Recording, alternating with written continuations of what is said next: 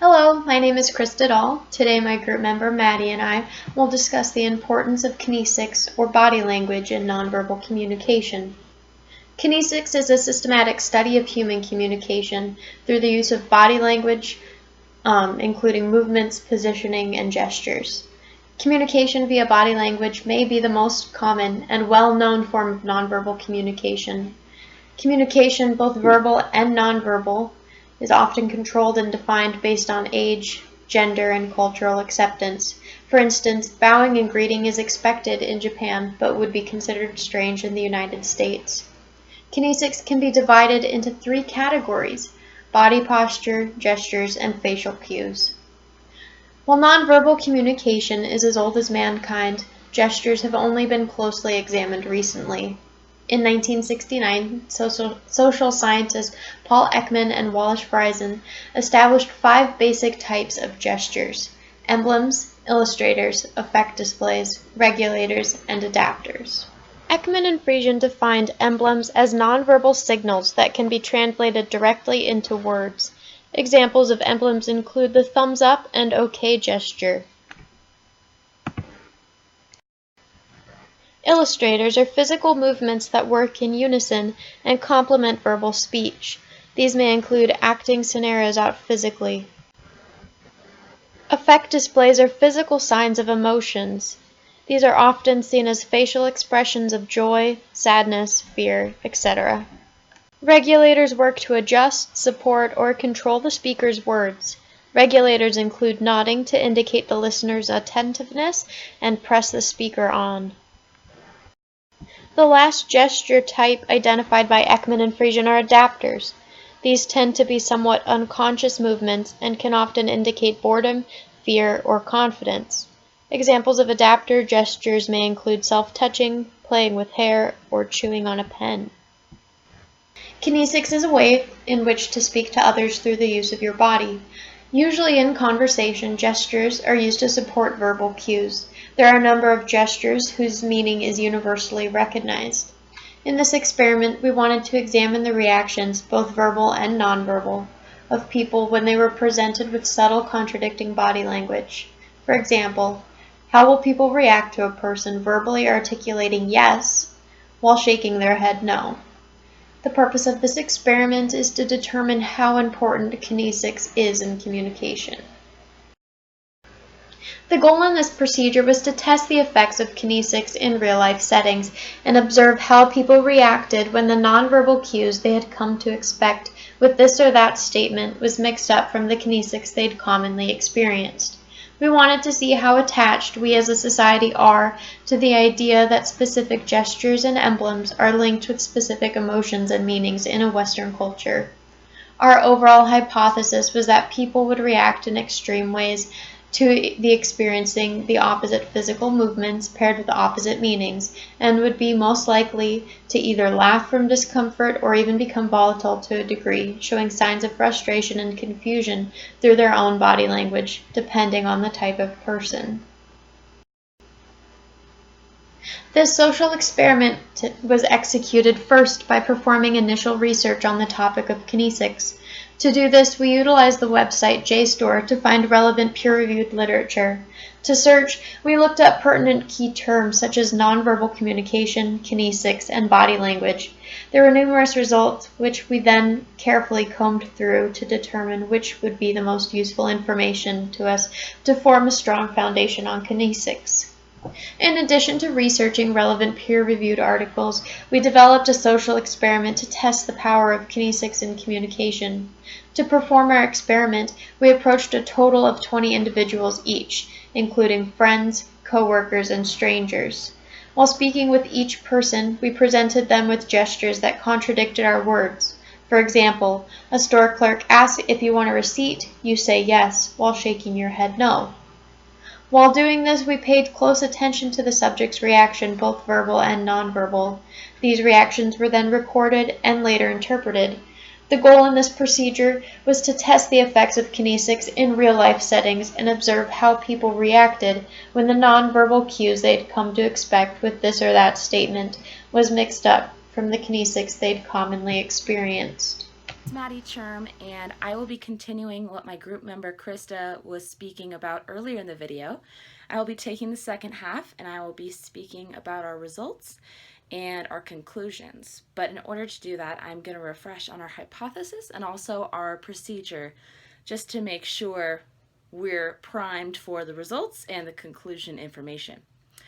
So, as Krista mentioned, we approached a total of 20 individuals each between the three of us in our group, including friends, family, coworkers, and also some strangers, just to mix it up, just to give it a full range of who exactly we were having these communications with and almost how that changed things.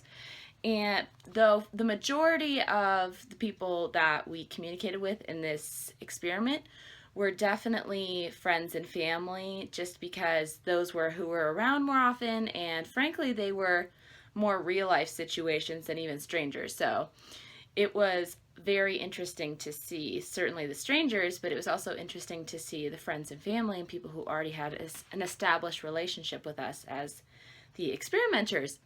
So that was a very, very interesting thing indeed. Now I'm just going to refresh that. While doing this, we paid close attention to the subject's reaction, both verbal and nonverbal. And this leads back to our question of the link between kinesics in our society as well as the words that we say, and how that relationship is very fragile and how that relationship is definitely established in our culture. And we really wanted to explore that. We really wanted to see how would people react if those norms were turned on their head, and how big of an impact does that have on people and the way that they communicate.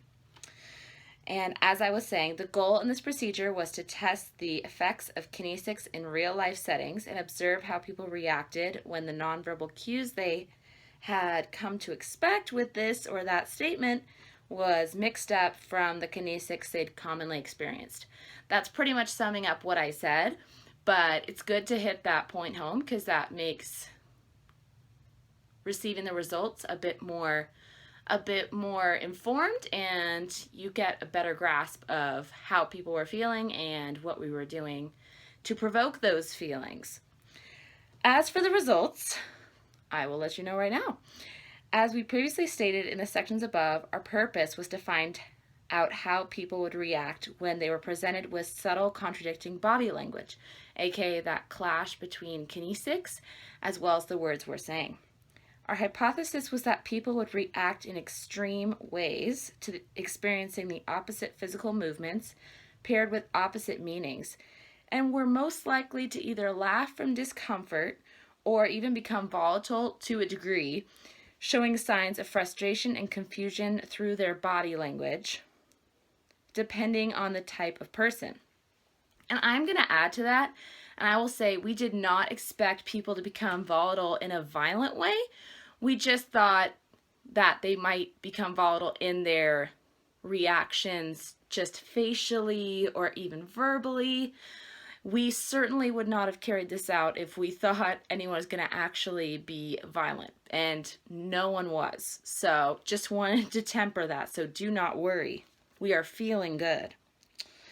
And to add to what I was saying, in order to test this hypothesis, we formulated a procedure that involved each of the three of us in the team approaching 20 different people, including friends, coworkers, and strangers, in various locations, and recording the reactions we received to they received from us to the contrasting kinesic messages we communicated to these people while interacting with them.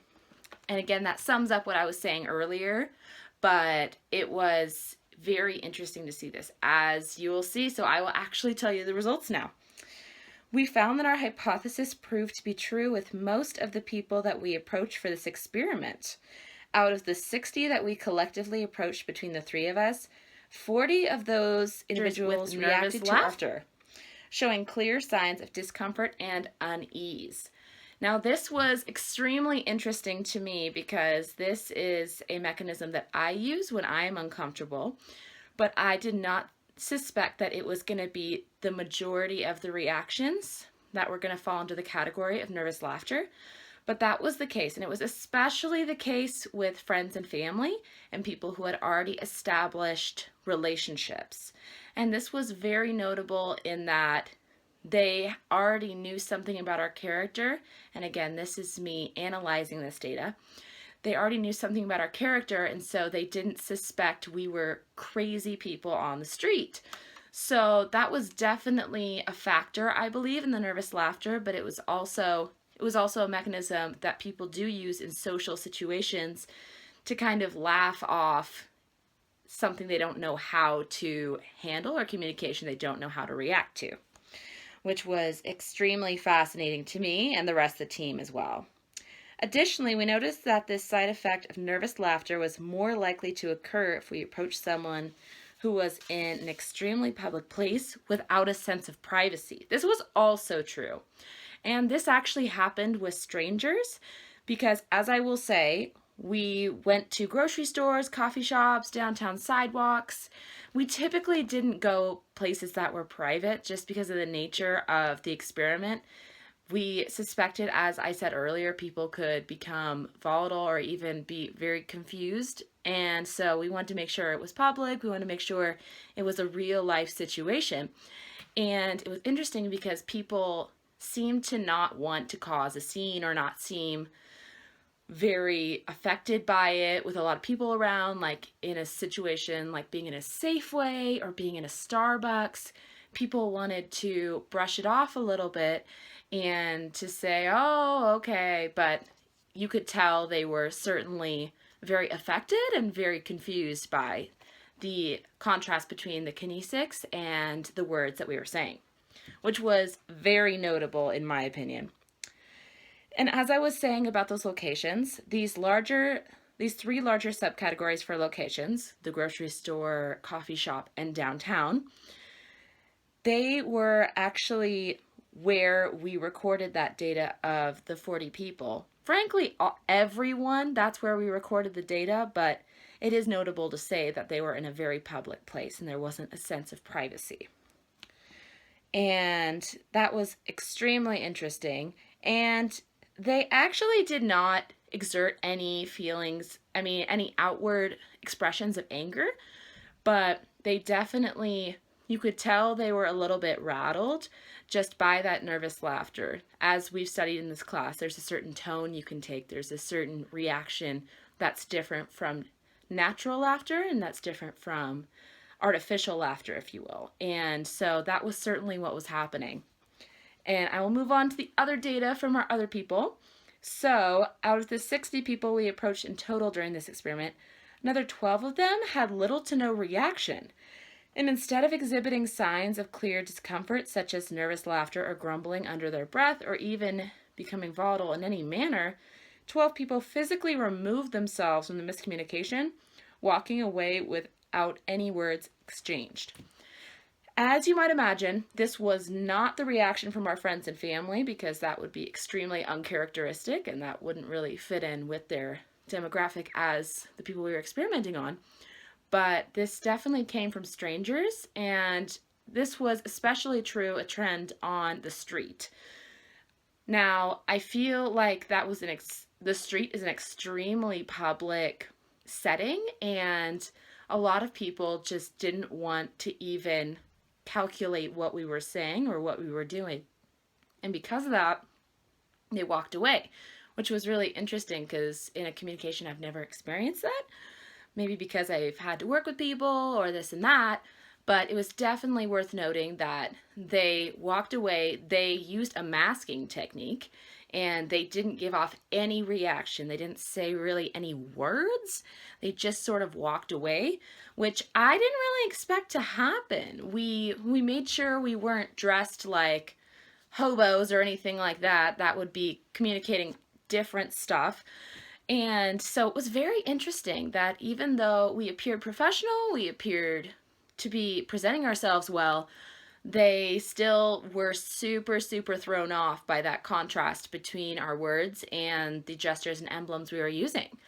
And that was certainly an interesting thing to analyze. And also, we had another 8 people that we approached who responded to our kinesic contrast with aggression. And this was very interesting in that we actually thought the majority of people would react this way, but it was very, very interesting to note that there were only 8 people between the 3 of us that reacted this way. And again, they did not react super violently or anything, but they just added this sort of aggression to their face, and they had a furrowed brow and their tone changed. And that was something we actually expected from the majority, but alas, we got the nervous laughter from the majority, which is why we have these experiments, because we would not have suspected that otherwise. And to add to that data about those 8 people, they did not react violently in a physical way, as I noted, but with their tone of voice as well as their manner of facial expressions, which communicated visible frustration and confusion with the situation. Again, that's recapping what I was saying. We thought that the majority of people would react this way, but only 8 of them reacted in the way that we had initially anticipated would be the main reaction. And it's worth noting that these people didn't appear to be aggressive by nature or to be volatile in any predictable way, but nevertheless, their frustration and confusion manifested itself in an aggressively appearing way, which was fascinating. And to add on to that, again, these people did not look dangerous. There was nothing about them that made us pause or made us not want to approach them. It's just that sort of came out when they were in a vulnerable sort of state, as you are when you're receiving this very new combination between gesture and emblem and the words that are being spoken. And we found, on a side note, we found that that was a very vulnerable position for people to be in. And that's why, in my opinion, from my research and from this experiment, that's what I think was a big thing about these reactions, was the vulnerability. And so that's definitely important to note in understanding this data and understanding this experiment and the results. It definitely made me think, for sure. And additionally, there were about 6 different people between the 3 of us in the group during the course of our data collection who asked us if we were doing some sort of social experiment, which was a reaction we had not previously anticipated when we were creating the experiment and how we were to carry it out. When we were asked this, we had to throw out their data just in case the data of these specific people would be tainted because they suspected that we were doing an experiment. We didn't know if they would give an actually genuine response.